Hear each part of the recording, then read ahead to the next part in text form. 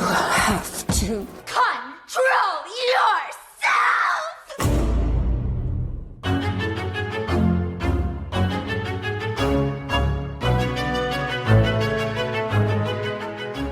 And welcome back to Horror Queers. We're talking, I prefer small. Sam was huge, and there were times I could not face it. We're talking, you're not even interesting enough to make me sick. And we're talking, dildos, anal intercourse. And I'm Joe.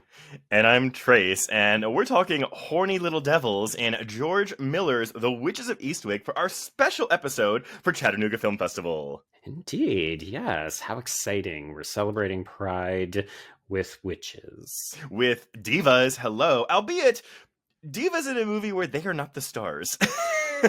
I mean, are we surprised that Jack Nicholson gets top billing? No. But I'm honestly, I'm really happy we're able to discuss this because I feel like this has been kind of on a periphery for years. Oh, yeah. You know, I mean, in the 6 years we've been doing this show, but it doesn't scream horror, even though there are horror elements to this film. Yep. But it sure does scream gay. It definitely does scream gay, although I'm not going to lie, I definitely missed over the implied visual imagery of the 4G. I was always like, this ballroom scene, it's a lot of fun. And then I'm like, oh, this is a stand-in for them fucking. Yes, it's weird. Like, it's an R-rated film. It earns the R rating for the dialogue alone. And it feels so horny, but there's not really a lot on screen. Like, there's no fucking on screen, you know? No, there's no lesing out, and I was disappointed. Well, yeah, no lesing out, which I feel like if you remade this today, granted, there have been many attempts at re-adapting this story, which I find fascinating. Yes. Mm-hmm. But I feel like if you made it today, which I would love to see a remake of this with, who knows what actresses we put in it, but make it more queer. Like, do it. Yes. Yeah. I'll be interested to see what you pull out for the production history, but I do have a little bit on the book because the book is, strangely enough, a little more gay. Have you read the book? I've not read the book. I did. I read this way back in college, so it's been about 20 years. But yeah, definitely a book where it's like, this is not the same thing. No. They took a lot of liberties in adapting this book, going as so far as to change the tone of the whole piece. Yeah, I can see that. I mean, I'm not really familiar with John Updike's work, so I don't know him as a writer, but I have gotten the impression that he's gently misogynistic and gently homophobic. Yeah, we'll talk about it. But do you remember the first time you saw this movie? Because admittedly, this is a movie that my dad talked about a lot growing up because obviously it had Cher in it. Women. So yeah, but it was like, but I couldn't watch it as a kid. But it played on TV so much because it's easy to edit this for television. So easy. Yeah, as you said, there's virtually nothing in here except for language. So you just bleep it and do all kinds of fun substituted words, and then you're good to go. I'll confess, I don't remember when I first saw this. I did see this in a theater because it played at Salem Horror the last time we were there. So I actually just sat in because I hadn't seen it in so long. And it's an interesting movie. I think there's lots of it that works, and there's other parts of it that I'm just like, some of this doesn't quite mesh well. Like, in some ways, it's a bit of a mess. I agree. Like, I think it's a very entertaining mess. Like, I'm never really bored watching the movie, even though it's a full 2 hours long. It is a full 2 hours. I think my biggest gripe of a takeaway is that once Daryl, Jack Nicholson's character, comes into town, the film does get a little episodic, where it's like, okay, he's going to seduce Cher, then seduce Susan Sarandon, then seduce Michelle Pfeiffer, and then it's like, okay, then we got to do all the fucking. And I wish there were more scenes of the women just together. And we get that in the beginning, but we don't really get that again until the climax.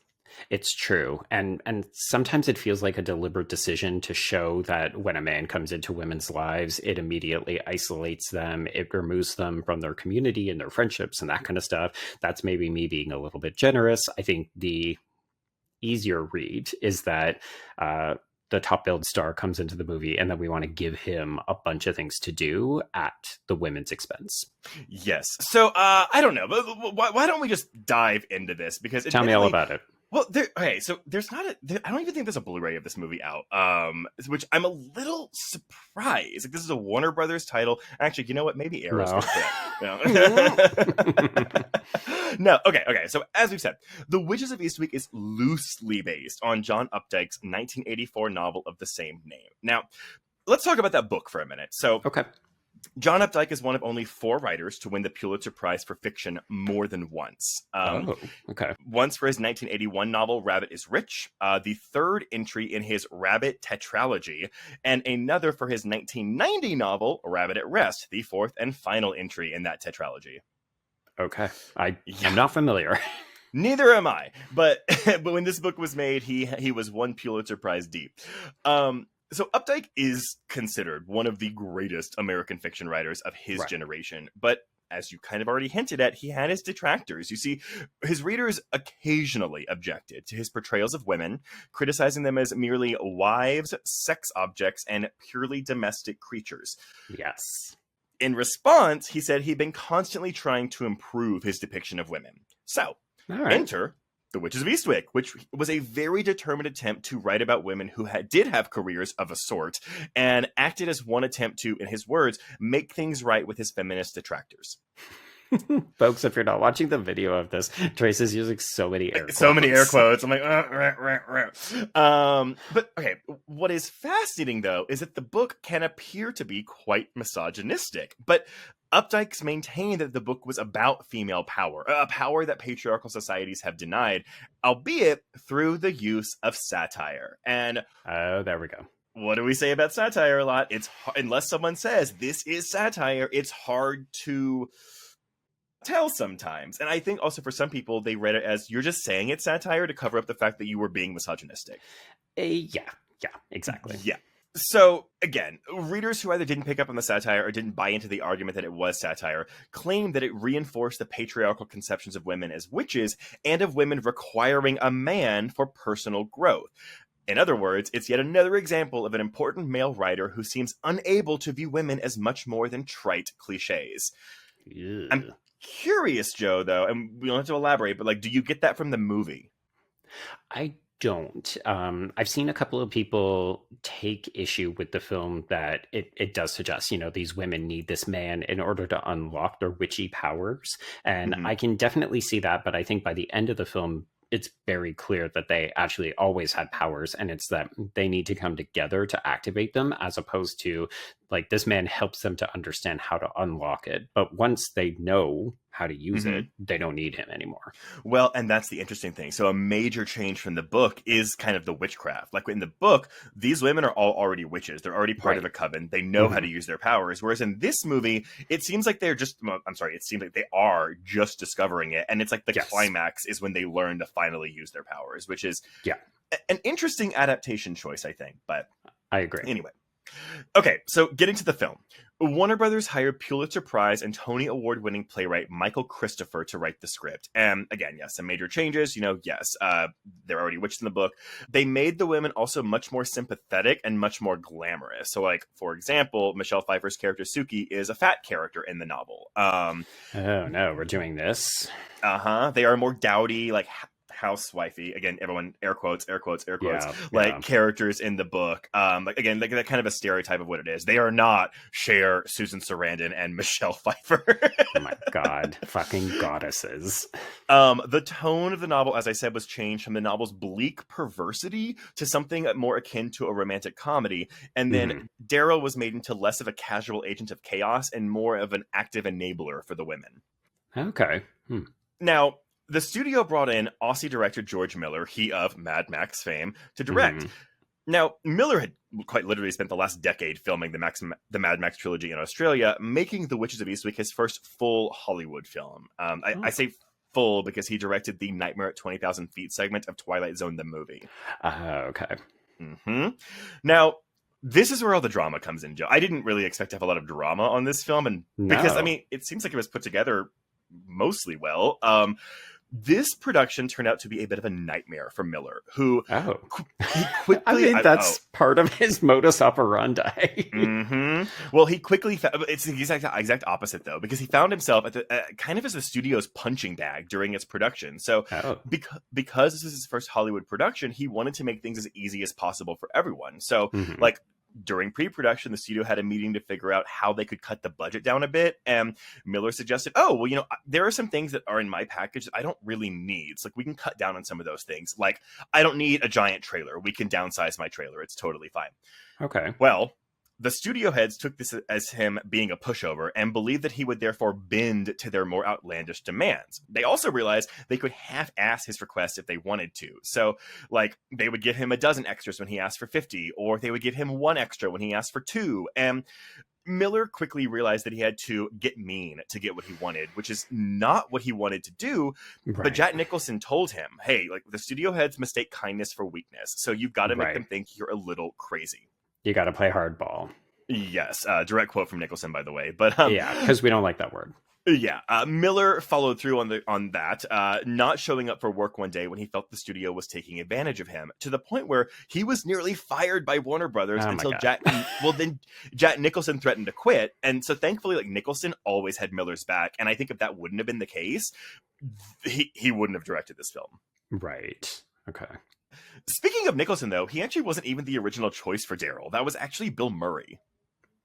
Bill Murray. Yeah. Oh, interesting. I could actually see it. Okay. I took a moment. I reflected and I thought, okay, the way the character is at least described or talked about, particularly by Cher, I think we could kind of see it. Like, you need someone who's charismatic, but unconventionally, or maybe not as conventionally attractive. But that's the thing, right? Like, they really hone in on, like, he's handsome, but he's not like super handsome. Like, he's intriguing enough, you know? Mm-hmm. And so, but I couldn't figure out how far into pre-production they were before Murray dropped out, because he was involved. Oh, he was attached. Oh, okay. But drop out he did. And then Angelica Houston, who was dating Jack Nicholson at the time and up for the part of Alexandra, Cher's role, obviously, she told Nicholson about the part, and he was like, "Oh, like, obviously I want to play this part. Yeah, 100%." Houston obviously did not get the part of Alex. She has openly stated that she gave a terrible audition in which she screen tested with Michelle Pfeiffer, who had already been cast as Suki. But she struggled with the tough dialogue, which I thought was interesting. Okay. I mean, again, I'm not an actor. I didn't find much of Cher's dialogue particularly difficult, so I don't know exactly what she means by that.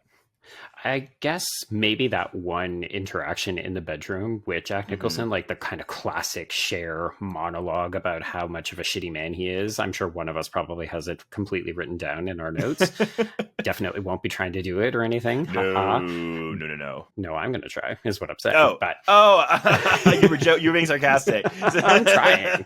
I'm going to do my best Cher. We don't normally record with video, and that should like really help me to pick up your sarcasm more. But man, I am just really bad at that. No, I'm just deadpan. I'm giving you nothing to work with. So, but no, I mean, I wonder if those are the kinds of lines of dialogue where it's like, oh boy, that is a near monologue, and Cher can do those things very, very well. If you've seen Moonstruck, then you know that she can do that kind of stuff. But I wonder if Angelica Houston was just like, ooh, I'm not used to this. Well, here's the thing though. So Houston doesn't get the part, and the role of Alex is given to Susan Sarandon. No.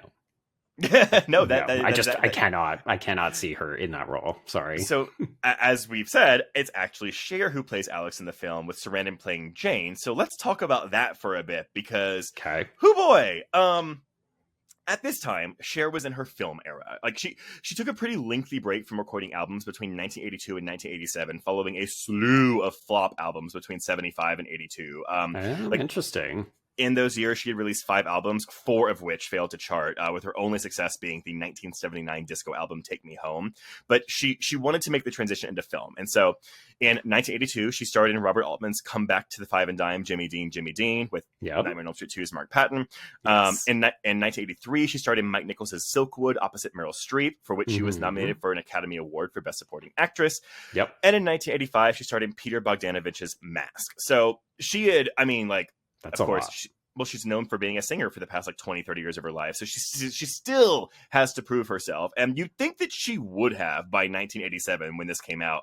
Also, when she finally releases her big comeback album, the eponymously titled Cher, which is an amazing album. But I was waiting for it. I was like, he's not talking about what he thinks of these albums. Because, folks, if you didn't know, Trace went through an entire period where he listened to every single Cher album. Yes, but the 1987 Cher is when she does her cover of her 1960s song, her cover of Bang Bang. So it's a recover of a recover, but so good.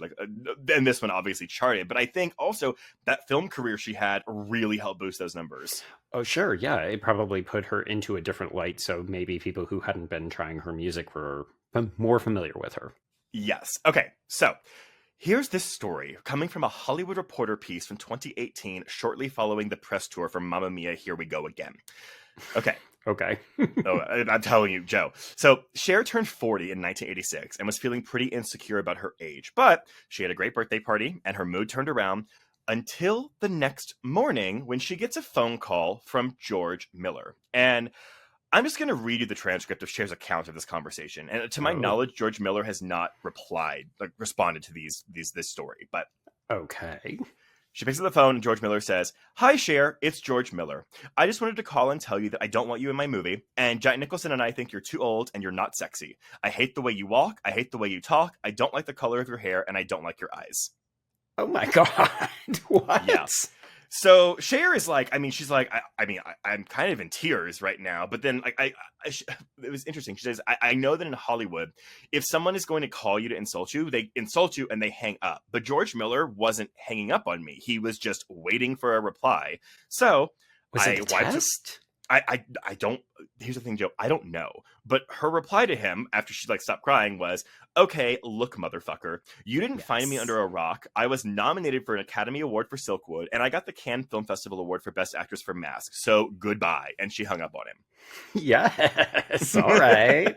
Now, so obviously she got in the movie, but that's it. That is like a out of context ish version of this story that I'm like, George Miller sounds like an asshole, and not to excuse his behavior. I'm just saying, I'm sure contributing to it was the fact that he was probably under a lot of pressure to make sure this movie was good for the studio. Right. Yeah. God, I just don't know how you then go from that to okay, let's make a movie together. I will accept direction from you. I will be your star. I have no idea, to the point where I was like, maybe it's just really good professionalism from everyone involved, because so it doesn't end here. Oh, so okay. We're still going. Well, because remember, Alex is still Susan Sarandon at this point. So right, okay. Cher gets cast in the movie, but she really wanted the role of Alex, which was already given to Susan Sarandon. So Cher was going to be playing Jane. Okay. So in a 2020 interview with Susan Sarandon for Page 6, Sarandon said, and I quote, "I initially was cast in Cher's part and didn't find out till I got to LA, because I was living in Rome, that I was actually moved to a different part. I had to learn suddenly to play the cello, and I had never played an instrument in my life. They said they would sue me if I left, so I didn't have much of a choice." Okay. Supposedly, Cher was buddy-buddy with producer John Peters, who helped her, and I quote, "muscle her way into the part." Those are Susan Sarandon's words. Okay. Okay. But here's the thing. The actresses got along so well, Cher even lent Susan Sarandon a wig and a dress for a scene in which Nicholson seduces her. So I think that was when her hair just gets bigger and bigger and bigger, that's Cher's wig. Right. Okay.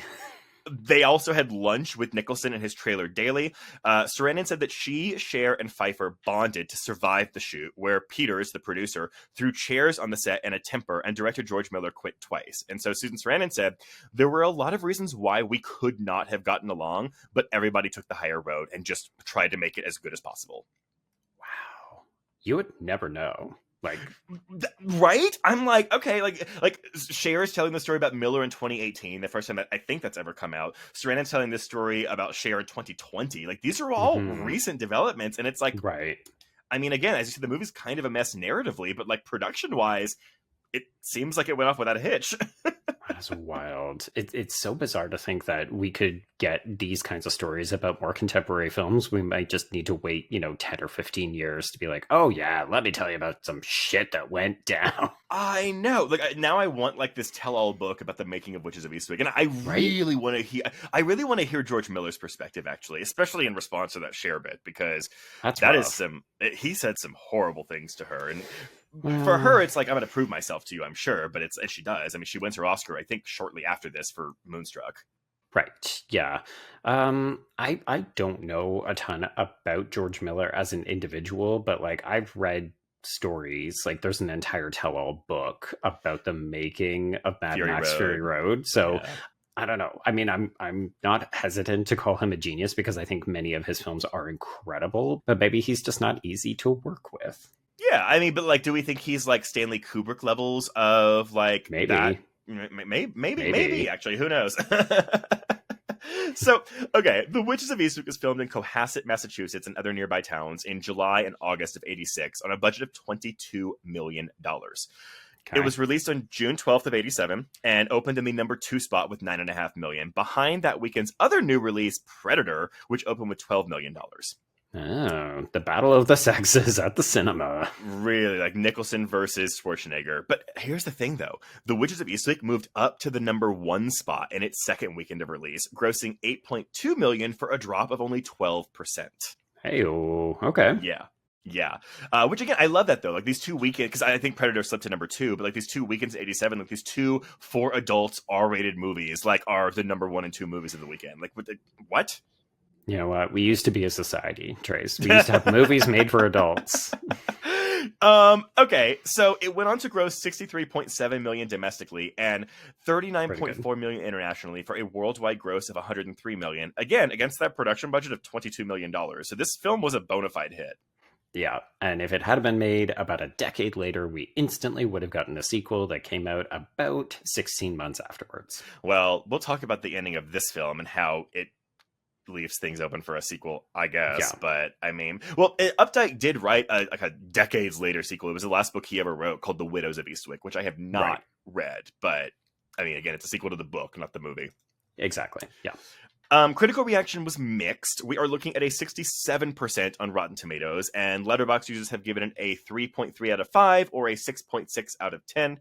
But it did get 2 Oscar nominations. One for Best Score for John Williams, which, by the way, So over the top. okay, I love you love this it. Score Yeah, of course you do. So much. It's a great score. It's just there were several times where I just thought, like, Jesus, John, tone it down. Tone it down a little. The whole time I was like, oh, Joe's gonna think the score's overbearing. Meanwhile, It's a little much. Well, the main track is called "The Dance of the Witches," and you better believe I'm like dancing in my chair while I'm like watching this movie. Oh, but here's the thing. It was also nominated for Best Sound, and it lost both to Bernardo Bertolucci's The Last Emperor, but it did win the BAFTA award for Best Special Effects, which I find interesting because in most of the reviews, positive or negative, the effects-heavy finale is a negative aspect of the film. Oh, interesting. Okay. I don't mind the finale. I do find the tennis sequence is not... It just hasn't aged particularly well, I think. Because of the effects? Yeah. Yeah, oh yeah. It also goes on for a very long time. It's too long. But, okay, so here's the thing before I pass it over to you, Joe. Much like the book, there was debate over the feminist aspects of the film. Some viewed it as a female empowerment manifesto, while others view it as a male-gazy supernatural story that keeps women in their traditional place. The argument for satire was made again, saying that the film is so over the top that it was clearly a satire of such fantasies. But then, because almost every single review, be it positive or negative, highlighted Jack Nicholson's performance as the standout, it was a movie with a trio of female leads where the male actor pulls the focus. Yes. Yep. Absolutely. But nevertheless, the property, I mean, again, we've gotten a bunch of, they did a Broadway musical of this thing. We got that Rebecca Romijn ABC TV show in the early 2010s or late 2000s that was like, I don't even think it made it a full season. I think it nearly made it a full season, but it's the only adaptation, because I think they've tried to make it as a television show a couple of times, but all the others never make it even past the pilot. Yeah, exactly. Which, you know, it's like, this isn't it's like, not this that is hard to crack. It's a high concept. Like, I don't I don't really get it. And again, like, I mean, I think there's a lot to mine here, especially with modern politics, like, and gender politics. Like, I would love to see what a modern version of this looks like. I saw a couple of contemporary reviews or like people looking at it, anniversary milestones and that kind of stuff. And a bunch of people said, hey, no, it would be super interesting seeing a feminist version of this, like done by a woman. Well, and that's the thing, though. Again, some people are like, but it is a feminist thing. But again, it's all written and directed by men. Like, there's not a woman creator on the writing side of this thing. Yeah, and to be clear, just in case anyone's yelling at us or getting upset, it's not as if men can't be feminist. I think it's just, like, I would love to see a woman's take on the material as opposed to just, oh, the material itself is feminist. I feel like maybe one of the an easy out would be, let's gender flip it. Like, have Daryl be like a female and have it be the Warlocks of Eastwick or something. I was like, I don't really care about it. Unless you're really honing in on the satire and the Daryl character. We can still call her Daryl Hannah. Fuck, cast her as Daryl. Ooh. then in this case, Daryl would be the main character, with the warlocks being like the supporting bits. Which again, that's Right. kind of what they are in this movie. But Yeah, or just queerify it and make it all one gender. all women. Oh, I like that. I really, yeah, better idea. Do that. There, we did it. We fixed it. We did it. Oh dear. Okay. Okay, Joe. So what happens in this movie? Okay, here we go. So we are introduced to our 3 leading ladies. We have sculptor Alex, as you said, played by Cher. We have reporter Suki. Suki. Played by Michelle Pfeiffer, who I'm going to argue has the least to do in this movie, which she is has a little the least disappointing. to do. I genuinely hate that, like, because when he's like getting his revenge and all of them, like hers is like, oh, let's like basically like give her cancer or hemorrhaging or something. Like she is the most passive of all these characters. And also, what happens to her kids for like all of this movie? I do not know. I think they were supposed to read that she leaves them with Cher's daughter, I think. But I guess it's like, it's not well. At one point, she says she has 5 kids, and I was like, I swear I counted 4 in that first scene. I did not see a 5th child. You lost one, bitch. I may have a running gag in this plot synopsis about the children. So, yes. So we're introduced to Suki, and she is shepherding her 5 children. And I am pulling this mostly from the fact that they say 5. But yeah, like if you miscount, if you lose one, not surprising. So maybe there's a baby somewhere. I don't know, man. Yeah. Anyway, and then our final element is cellist Jane, who, she plays in the orchestra. She teaches at the school and so on. This is Susan Sarandon. We should note that Susan Sarandon is definitely coded as the kind of most prim and proper and uptight of the 3, principally because of the way she does her hair, but also she mentions calorie counting. So this is how you know that she's one of those women who's very concerned about her figure. Yeah, I mean, her performance is very reserved. I do think that her evolution is the most interesting and fun to watch. Yeah. Because, I mean, when the hair comes out, it is big. The hair in this movie is amazing. I love it so much.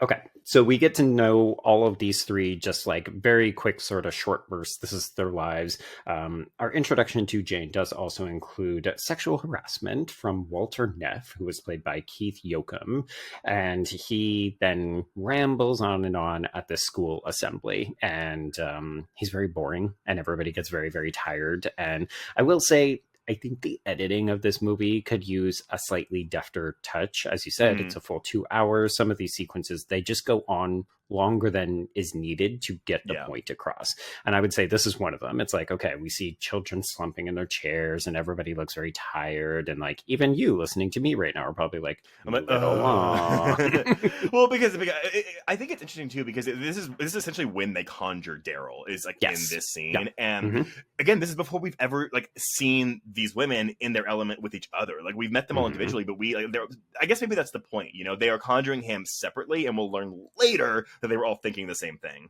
Yes. Yeah. So the main thing, it's a yes and a no. So what they're doing here is they're starting to realize when they think of the same thing that they can pull something. And I think this is the start of attracting Daryl's attention, because they don't pull him in here, but they do cast a storm, which, you know, scatters the crowd. Everybody's getting soaked.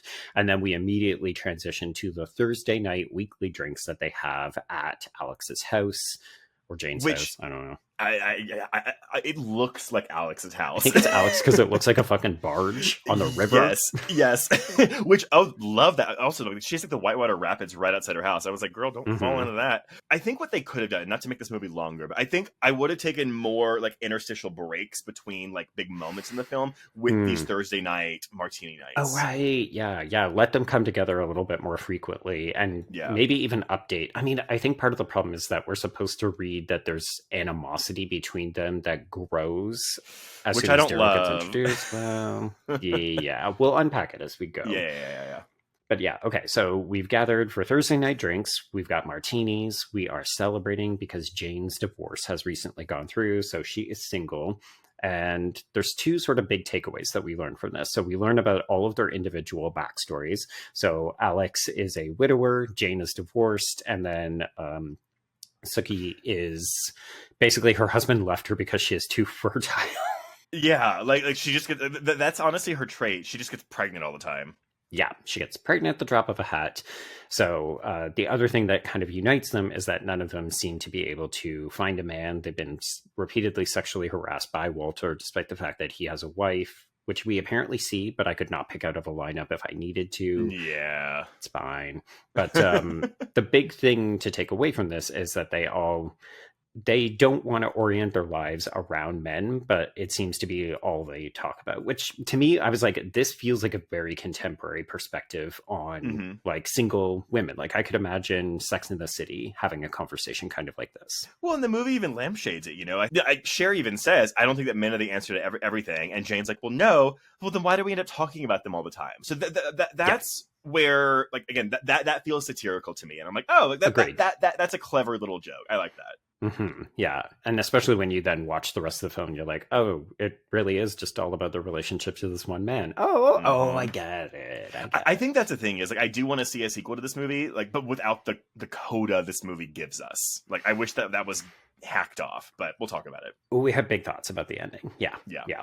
Okay, so they're talking about men, and they basically start developing a wish list. Like, well, what would you like to see? So the things that we talk about is someone nice, someone you can talk to, someone you can be yourself around, someone with a big dick, a small dick, a medium-sized dick. Okay, I love that we're literally talking about dicks. Yeah, no, we're totally doing like Goldilocks and the Three Bears with dicks here, and I love it because Suki, I guess she just wants a big old cock. She wants a big dick, like a big juicy cock. I do like. Okay, it's funny. While I do agree the editing could use a trim in this movie, I do think some of the cuts we make in the editing really add to the film's humor. Yeah, agreed. Also, Suki, I wonder. I'm just gonna say Suki. It's Suki fine. the whole time. I do wonder if maybe part of the reason that she keeps getting pregnant is because she keeps going after guys with giant dicks. Maybe so. By the way, I'm thinking Suki is like Melissa McCarthy's character in Gilmore Girls. Sookie, Sookie, is True Blood. Anna Paquin, True Blood, yes. Yeah. We got there in the end. Yeah. I got it. I was like, wait. But as they're developing this wish list, there is a storm outside, and we start cross-cutting with imagery of a car entering the town of Eastwick, pulling up at the Lennox house, which is the giant mansion up on the hill. And then we see someone getting out. So we haven't been quite introduced to Jack Nicholson yet. He's a mystery figure still, but we know that something has arrived, and it seems to be coinciding with the women talking about what their ideal man would be. Yes, which again, they're pretty vague though. It's like someone from out of town, a stranger, a tall, dark foreign prince traveling under a curse on a big black horse. Okay, fairy tale. Yeah. Handsome, but not too handsome. Nice eyes, nice ass, and then a balloon. I'm gonna guess his dick is average sized. I think so. Yeah. It like, seems to be what Jack Nicholson suggests when he has lunch with Cher. Yeah. Okay, so cut to the next morning. We've got Suki calling Alex. So she works in the local newspaper, and she says, hey, there's a new man who's arrived in town. I'm going to be doing an interview with him, but I can't remember his name. And I love this as a kind of cool, like little mini joke for the first part of the film. So in this scene, we're also introduced to her editor, Clyde, who is played by Richard Jenkins. Not really a great character, but because I love Richard Jenkins, I was very excited to see him. He's doing the most with not a lot to work with. A little tiny bit, yeah. And then also his religious wife, Felicia, who is played by Veronica Cartwright in, I'm going to say, it's the similar kind of thing, right? Where it's not really a big character, and she is fucking eating in this movie. Like honestly, after Jack Nicholson, she's kind of my second MVP, and truthfully, I don't even get a lot of like what we're doing here. I will say, so that is actually a big difference from the novel. So this character in the novel, the women kill her. Oh, they give her cancer and they make her die slowly, and I can't remember if it is like intentional on their part or if it's like just because they're feeling it so that it happens, but that's something they change again to make the women more sympathetic in the movie as opposed to in the novel where they are not particularly sympathetic. Because I also don't think this Felicia character is as, I mean, she's a religious person, but I don't think she's as heinous as Veronica Cartwright portrays her in this film. Right. Yeah. I mean, you say heinous. I will agree at times. And then Hmm. I do start to feel sympathy for her as the movie progresses. I'm going to say one of the things I like the least about this film is actually how we address the fallout of Felicia's death, or really just the circumstances surrounding it. Like, Well, that's the thing is like, yeah, it kind of like it doesn't seem to really amount to much or like have that much mm-mm. of an impact on the story of the film. It's more like, oh yeah, we got to get rid of these characters because they're not actually contributing much to the story. Right. We need to zero the focus in. We need to narrow it down. So cut out the extra characters so we can just talk about the women and the man. Yeah. Yeah. Okay. But essentially, Felicia's introduction is her discovering that the Lennox household has been sold. This upsets her so deeply that she drops everything she's carrying, and then she talks about how something evil has happened. Yeah. And again, I think there's something interesting with this character, but the film just doesn't seem to want to give her more screen time. Yeah, I'll be very interested. You're kind of my de facto religious person, so like if there's a religious element to a text, I tend to lean on you to say like, Right. what do you think of this person? What do we think of this depiction? It feels like this movie wants to have a shorthand with, okay, she is, I'm going to say it, a hysterical woman, Right. but around religion. And it just doesn't feel like it goes beyond that. Like, is it just, oh, religion equals kind of crazy? Well, because that's the thing is like again in the book, I don't really know if it's like explicit that like Daryl is the devil. Whereas I feel Mhm. like in the movie, that's really So what we're kind of obvious. yeah, we're like he's the devil, he's Satan, like whatever. Yep. And so, Yep. uh, yeah, I don't know. I mean, again, like it's weird. I keep bringing up the 2 hour runtime, but it's weird that in a 2 hour movie we A don't little like more. really. Yeah, it's just something about this character doesn't fully like fit into this puzzle piece of the plot. Yeah, yeah, yeah. Because I guess I just don't know how to feel about her. Like, because Yeah. she's coming across as antagonistic to our three women who we are Hmm. siding with at all times, but also she's right. Like Felicia is right. Something bad has entered town. It is in the form of Daryl. He is up to no good. He's up to dastardly plans, and he should be stopped. So she's actually right about all of it. Well, but see, okay, is he up to dastardly plans though? Because it's like what is what is this diabolical plan he has outside of I'm going to give everything to these women? I mean, okay, yes, when they turn on him, yes, he becomes Mhm. like the worst. But like, what is his plan outside of like let me make all these women happy? The end of the film, procreation. He wants to Well, spawn. I guess that's true. Yeah, there you go. Okay. Yeah. I mean, because we don't know what he plans to do with the three kids. We don't know, is this like, oh my God, apocalypse, he's going to groom these children to end the Right. world or something? Like, the movie never really tells us. But the fact that he has progeny at the end of the film, I think is meant to be a, ooh, shit. I guess. Oh, we'll talk about it again later. Okay. All right. So we move to the local trinket/tourism store. This is when Alex discovers that someone has bought all of her sculptures, even though this old lady cannot remember who the gentleman's name was. It's on the tip of my tongue. Tip of my Yeah. tongue. Oh, isn't that diabolical? Which Diabolical. I do love that word choice. Yeah. Yeah. And of course, what's actually diabolical is what happens in the next scene when Jane is trying to play with the orchestra, the symphony, and it is interrupted because someone is snoring so loudly that they disrupt the entire performance. And this is our introduction to the as yet unnamed character played by Jack Nicholson. And I mean, I'm not going to lie, it's really hard to not just give him all the praise because he is Yeah. doing the most in this movie. What an introduction for this character. Like Yeah. it is wild, and I'm kind of with you. Where I'm kind of like, okay, I can kind of see Bill Murray in this role, but like, Mhm. this seems like no, this is Jack. Which maybe that's why we've never gotten like a proper remake of this because it's really like I don't know how you top Jack Nicholson's performance in this movie. You just let his son take it over. Honestly, That mouth. Yeah. But I agree with you. It's a fantastic introduction to this character because even just this idea that he doesn't actually care about the performance, he slept through it. But for his purposes, it's important to make this grand introduction, this grand entrance. So he makes it all about him, even though he claims that he is giving accolades to Jane and her performance. And you're just like, oh, Which I can already see it's about you. yeah, very much so. I love the way that we shoot this after party piece. So it's like The concert is over and everybody's milling around. They're having drinks, but then we're also following Alex and Sookie, and they are talking about the interview that Sookie's going to do. And she's like, I don't know why he asked for me. I guess maybe he just thinks I'm a writer. And we're already doing these kind of microaggression animosities between the women, but we're also interspersing it with everybody being like, I can't remember his name. It's on the tip of my tongue. Well, and I think this is actually one of the most clever ways that George Miller shoots this sequence. Along with his cinematographer Vilmos Zsigmond, but like because it's almost like a tracking shot where we're following Alex and Sookie as they're gossiping, but then like as they pass like little groups of people, we hear their gossip too interspersed with it. And then again, I do think the editing gets really playful with this once everyone remembers his name at the same time. I think it's like it's a really cool way to do this. It's so playful. So it's Sookie who remembers, oh, his name is Daryl. And then we just kind of go to everybody else and they're like, Daryl, Van Horn. And then the minute everybody remembers it, that's when Sookie's pearls break and we see them fall across the floor as everybody remembers the name simultaneously. And then Felicia just eats shit and falls down the stairs and breaks her leg.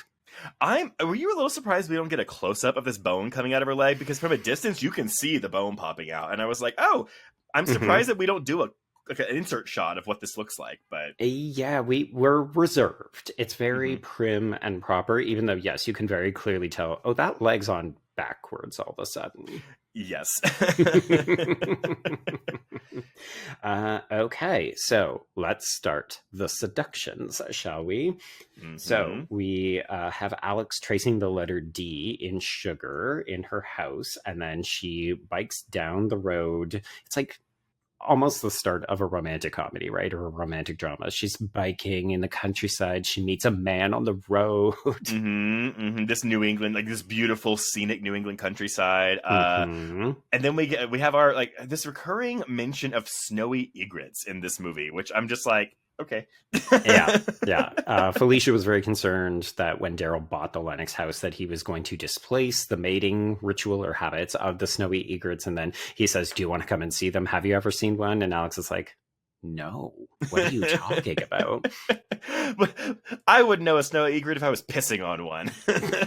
Indeed, yeah. This is kind of like what a lot of Daryl's dialogue is for this movie.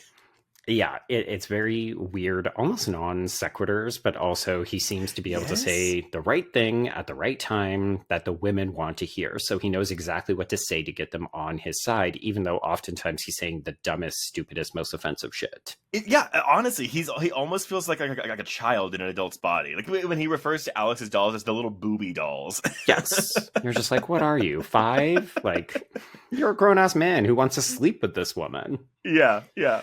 So he invites her back to his house for lunch. And yes, he does talk about how she should get some size into her little booby doll sculptures. And we will see a scene later on that she is making a giant fucking one in her house. And I love that we just do that. We don't need to have her doing a giant installation later in the film where we get to see it. It's just like, oh yeah, okay, he has influenced her in a number of different ways. But because this movie does use some stop motion, I think. Like I think I caught it early, like when the weather vane is spinning in the storm sequence. Like it looks not real. So I was like, maybe it's stop motion, maybe it's anime. I don't know. It's not CGI because we weren't doing that. We didn't have it, yeah. But I was like, oh, I wonder if there's another version of this movie too, where like Alex brings her giant booby doll to life.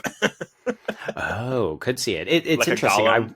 I wanted to ask you if you have like filmic comparisons, because there are definitely times where this feels like Elvira, Mistress of the Dark. It sometimes feels like Beetlejuice.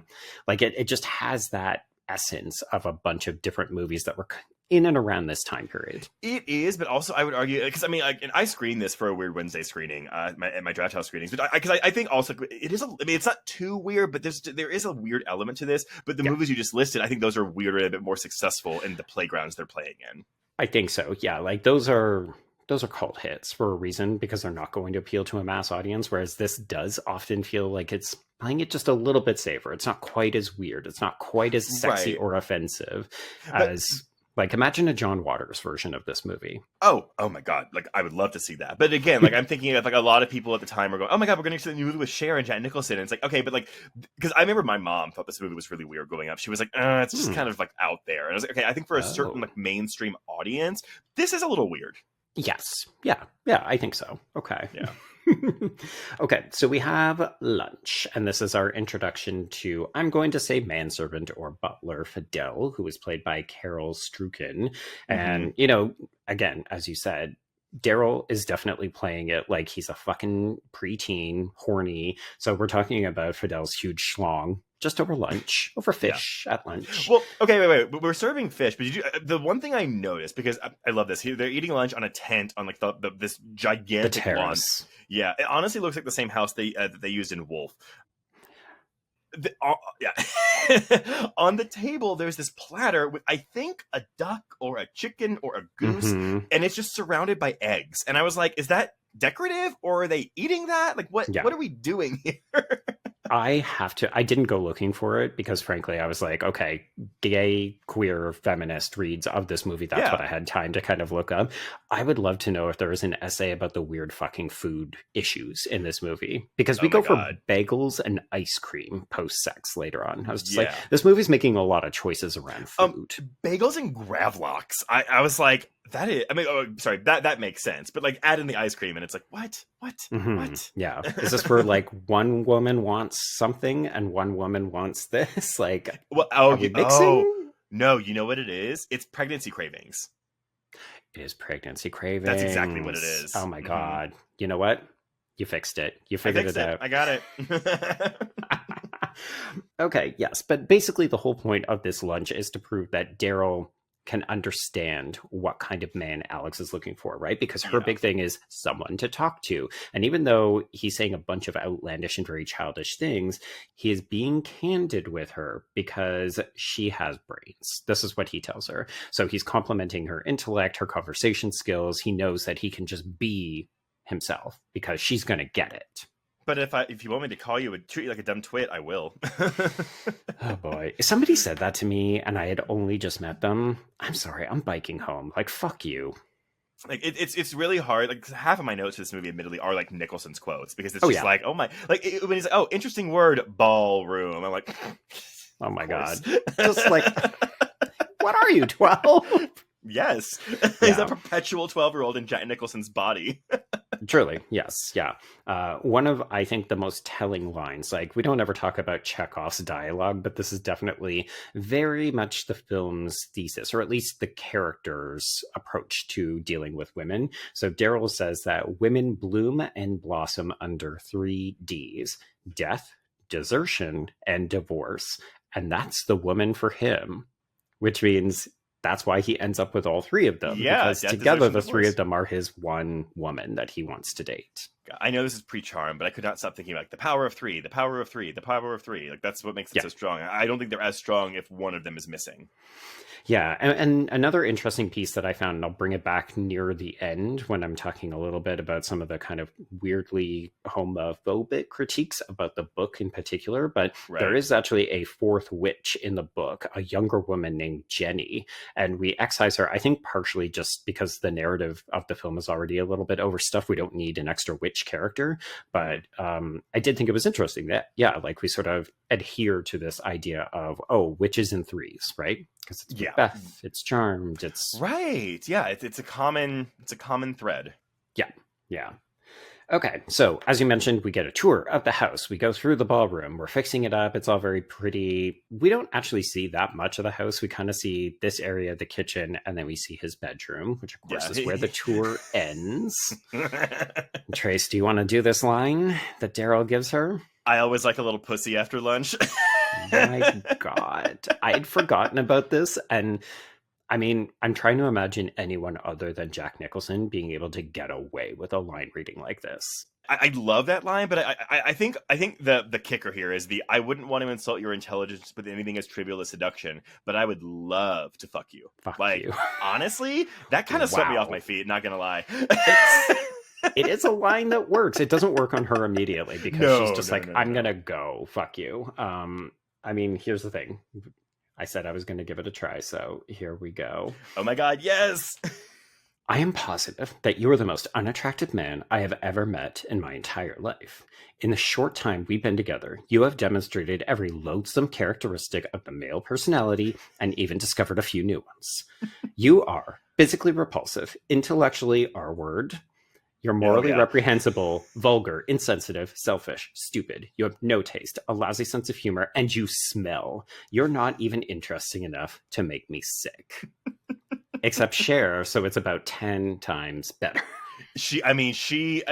Honestly, I am confident that this monologue is why she wanted this role so bad. Because 100%. Yeah. I do think Alex, out of the three witches, is the most interesting character. And again, Suki has the least to work with. Jane Yep. at least has a transition. Like She has she's a better evolving. arc. Yeah, but the most interesting character in the movie is absolutely Alex. I'm sorry, of the witches, not Daryl's the most interesting character. Well, yeah. It is interesting because I would argue that Jane and Alex have a similar amount of screen time, agency, and that kind of stuff. I get frustrated with Jane because she's also the one who misses Daryl, even though he's clearly bad for all of them. That is where Suki gets a bit more agency in the back part of the film. But Alex feels like the constant. And also, I'm not going to lie, I just think that Cher has the biggest screen presence. Like, she's so charismatic. That's the thing. And again, Cher has been through a lot in her life, but it's like to think that even in this movie, she's still having to prove herself to look. Again, I'm sure the Oscar helped a lot, but I'm sure even still, it's like, okay, singer lady, what you got? Right. Yeah. Which maybe we should all be a bit more generous when people want to transition between mediums. Like if we see singers who want to become actors and so on, because if they're given a Cher level performance, then who are we to say no? I'm saying it because Charlie XCX is trying to make the shift over to maybe not the shift, but she's adding films to her resume, and I've already seen people be like, let's see what you got. I'm like, okay, just let her act, people. It's fine. Sure. Guess what? It's not going to hurt you. It's not like there aren't enough film roles for people to go around. But also, Charlie XCX is doing horror movies, so we should not bite the hand that feeds us. Truly, no. I'm very excited for her upcoming projects. Yeah. Okay, so so Alex goes on this tirade, and then she goes to leave, and then the average horny little devil wears her down. So this is interesting because in some ways he's complimenting her, like he's saying the things that she needs to hear, but also he's saying all of the horrible things that she has internalized, right? Like, well, nobody really needs you, so what do you need to go home to? Like, shouldn't you just stay here and fuck me? Yeah. Well, so I guess the important thing to make this scene work is, do you buy that she makes this shift and say yes, let's go? I think so. Like I put in my notes that he wears her down. Yeah, I buy it too, because I think, and actually this is some really good face acting from Cher, because she doesn't speak while he's delivering this monologue to her, and I think you can see the shift slowly happen across her face, where she's like, oh wow, my life is not that great. I need this man. Yeah. And we've seen this kind of thing, like a seduction via magic, in other movies, and often it would be accompanied by tendrils of mist or something going around her head, or some kind of insinuation that that's what's happening. And here it just kind of seems like, okay, it's a combination of his ability to know what to say to get these women to go to bed with him, to break down their defenses, but also that the women themselves don't have great lives. Like in some ways I buy that you might say, oh, I'll fuck a random stranger because what else do I have going on? And I think I see it as a common critique of the movie too, is that the movie isn't witchy enough, it's not magic-y enough. But it's not. I definitely don't disagree with that, but it's also a thing where because even the climax notwithstanding, the movie plays it in a kind of almost it's a real world. This doesn't feel like a heightened reality of sorts, and so I think that also makes it, maybe jarring is not the right word I want to use, but it's weird. I'm not used to seeing a movie about that is explicitly about witches not feel like a fantasy, and this doesn't always feel like a fantasy world to me. Yeah, as of the date that we're recording this, so folks who are listening to this at Chattanooga, this is relatively new-ish content. Folks, if you're listening to this on the podcast, this is old news and you've heard about it for many, many months. But the thing that came to mind is the recent developments around the Practical Magic sequel, which we now know we're going to get next year. But I was thinking, that's another movie about witches, admittedly 2 sisters instead of 3 in a coven. But it's also basically about terrible like abusive men. Yeah. And I was like, oh, but that movie is way more conventionally witchy, right? Like we're doing storms and spell casting, but in a much more like, oh, this is a set piece where we're going to dance around the kitchen, making margaritas and spell casting. I'm so glad that you brought up Practical Magic too, because I watched Witches of Eastwick with my mother-in-law yesterday because she's visiting, and but the whole time up until the movie started, she thought when I was saying the Witches of Eastwick, she was thinking Practical Magic in her head. I was like, oh no, it's not that one, but we It's will get not a that sequel one. next year.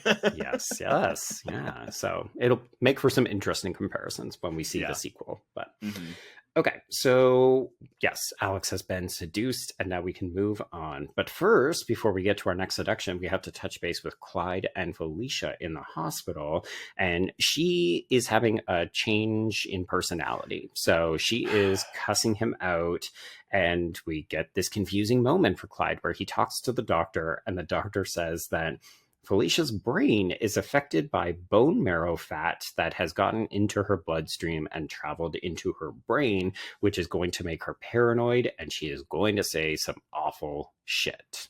Yeah, for some reason, every time, which truthfully, I think I've only watched this movie in full like 2 or 3 times. I think I've seen so many pieces of it on TV, but I've always missed this bit. And I think it's a pretty crucial bit to explain her behavior. But yeah, I was like, oh, okay, even though we know that's not really what's happening to her, like Daryl is doing this to her. And again, you could argue the women are subconsciously doing this to her. They're contributing.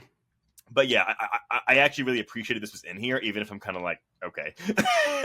Yeah, I'm not sure that the science is sciencing in terms of this explanation. If people know better and they're like, no, this is a legitimate thing that can happen. I was just like, I don't know. I've seen plenty of people with broken bones where they don't suddenly go histrionic and wild. Well, it's because the doctor makes it sound like it's very common, but maybe it's rare, but it's not abnormal. Maybe that's the thing. Maybe. Okay, folks, let us know. Yeah. Okay, so yeah, that all ends when she basically accuses Suki of contributing to this, like that there's evil afoot, and then she walks in with flowers, and it's like her. Okay, because the movie also gets about this movie is gross quite often, and but not in a gory, bloody way. But like even in this scene when Clyde is feeding Felicia with oatmeal, and she keeps talking, he keeps trying to feed her. I'm like, dude, just stop. But like stop. It's like Veronica Cartwright really like leans into like it's not body horror, but it's just grossness in this movie. Yeah, she really drew a bit of a short stick in terms of, okay, all of the grody stuff involving food is going to happen to me, apparently. I genuinely can't believe neither one of us had cherry pits as our thing at the beginning of this episode, but we'll talk about it. Yeah. Okay.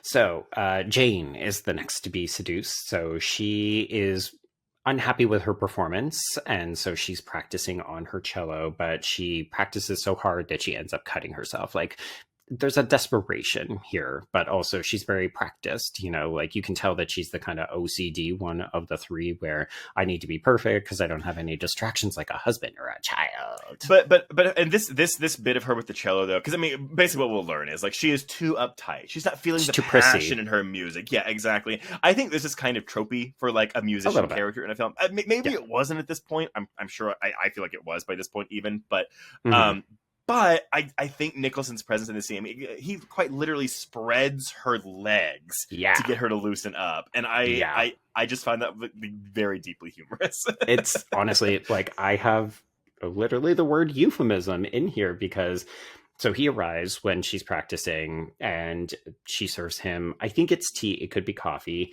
I think it's tea. It's tea. But he talks about how he has a sweet tooth because she's like, how many cubes of sugar would you like? And he, 4, which is way too much for a single cup. But, he says, I got a sweet tooth in every capacity. And you're like, yes, we get it. You're a lecherous, horny fucking teenager. But she's so distracted by this that I wrote, her cup overfloweth or runneth over. And you're just like, that is a euphemism. Like, she began 100%. What? Yes.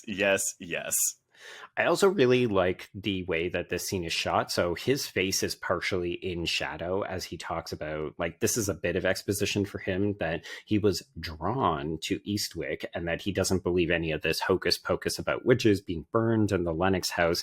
And this to me is the most sort of I know what you want to hear as a woman. And as a man who's trying to get in your fucking pants, I'm going to say it to you. So he says, you know, the stuff about the witches isn't true. It's really about trying to get rid of midwives because male doctors were afraid of female power. And you're just like, if I was a woman who considered myself feminist, that would be a panty dropper. It's like, oh my God, this man is a feminist. Like he knows, he gets it, right? He understands that the patriarchy is evil and we should be, you know, giving power to women and so on. It's like, oh, and now, let me just spread your legs. Okay, but the period at the end of this is men are such cocksuckers, aren't they?